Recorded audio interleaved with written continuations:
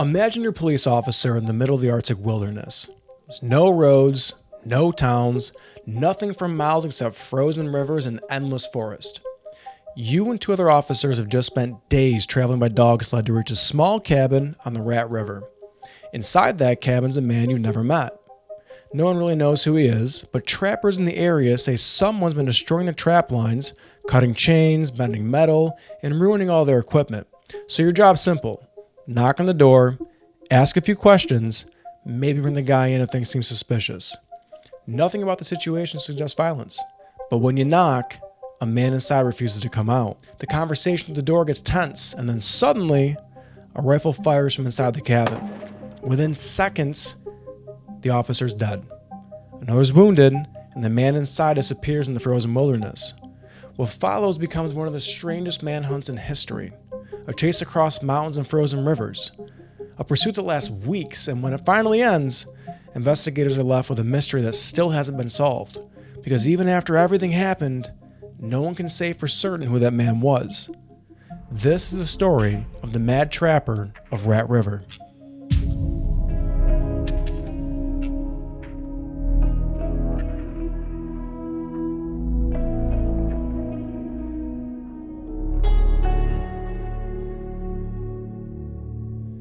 To understand this story, you have to picture northern Canada in the early 1930s. This wasn't Canada most people think of today. There were no highways cutting through the wilderness, no quick flights in and out. The far north was still incredibly isolated. If you lived there, you survived by knowing the land. And one of the most common ways that people made a living up there was by trapping. Trappers would spend months alone in the wilderness setting traps for animals like fox and beaver. The fur trade was still big business. Pelts could be sold down south for clothing and luxury goods. But trapping had rules. Each trapper had their own trap line, a stretch of wilderness where they placed their traps, and interfering with another trapper's line was a serious problem. In some cases, it could mean losing your entire season's income, or worse, because those traps didn't just mean money, they also meant food. So when trappers along the Rat River started noticing their traps were being destroyed, people got worried. At first it seemed random. A bent trap here, a broken chain there, but it kept happening. More traps ruined, more equipment damaged, and the strange thing was, nothing was stolen. Whoever was doing this wasn't taking the traps, they were just destroying them. Eventually, the trappers started comparing notes, and they realized something unsettling. Somebody was out there deliberately sabotaging the trap lines. That's when they contacted the Royal Canadian Mounted Police, or the RCMP. The officers sent north were Constable Edgar Millen, Constable Albert King, and a local guide named Joe Bernard. Their job was simple: travel to the area, find the man rumored to be living in a remote cabin near the Rat River, ask him some questions. That was it. But the trip itself took days. They traveled by dog sled across frozen rivers and dense forests. Temperatures were brutally cold, the kind of cold that freezes your breath instantly.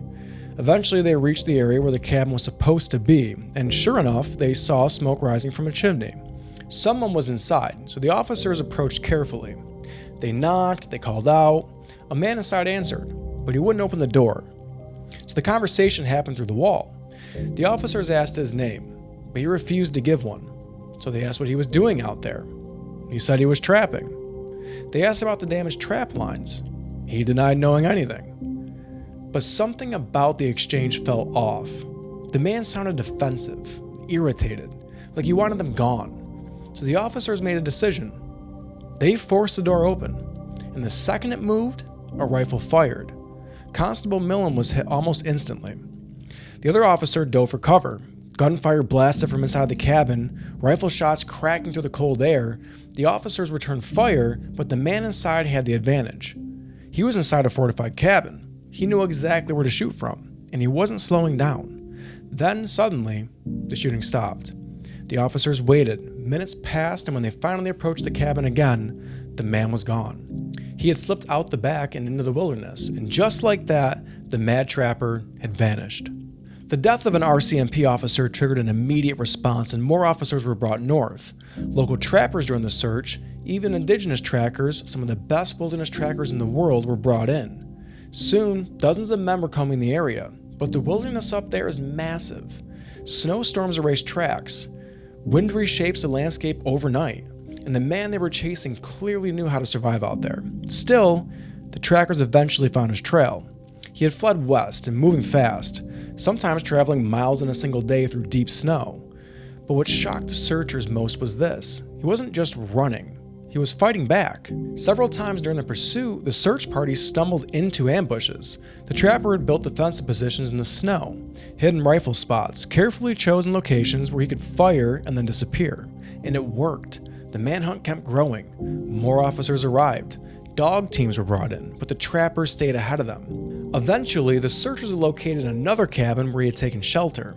They surrounded it, ordered him to surrender, but instead, more gunfire. The standoff lasted hours. Finally, the officer decided to burn the cabin down. Flames climbed up the walls, smoke filled the air, the roof collapsed. Everyone assumed the trapper inside had died. But when investigators searched the burned cabin, they found something unbelievable: a tunnel. The man had dug a tunnel beneath the cabin. While the fire burned above him, he crawled through the tunnel and escaped. Again. At that point, the manhunt became something else entirely, because now it wasn't just about catching a suspect, it was about catching someone who seemed almost impossible to catch. The search spread across hundreds of miles. For the first time in Canadian history, aircraft were used in the manhunt. Small planes flew over the wilderness looking for movement in the snow. Weeks passed, temperatures dropped even further, but the trapper kept moving. He crossed frozen rivers, climbed steep mountain ridges, traveled distances that stunned experienced trackers.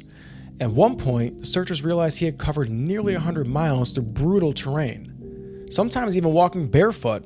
Investigators later believed that he did this to confuse trackers. Bare feet leave different prints, harder to follow. Finally, though, the pursuit led into a remote mountain valley near the Eagle River, and that's where the chase came to an end. A search party spotted him first, a single figure moving across the snow, so they closed in. And once again, gunfire erupted. The trapper fought hard as rifle shots echoed across the valley. The officers returned fire, and during the exchange, the man was hit. When the shooting stopped, the mad trapper lay dead in the snow. The manhunt was over, but the mystery was just beginning, because when investigators searched the body, they realized something strange. No one knew who he was. The man carried almost no identification, just trapping gear, a rifle, some supplies, and a small amount of money.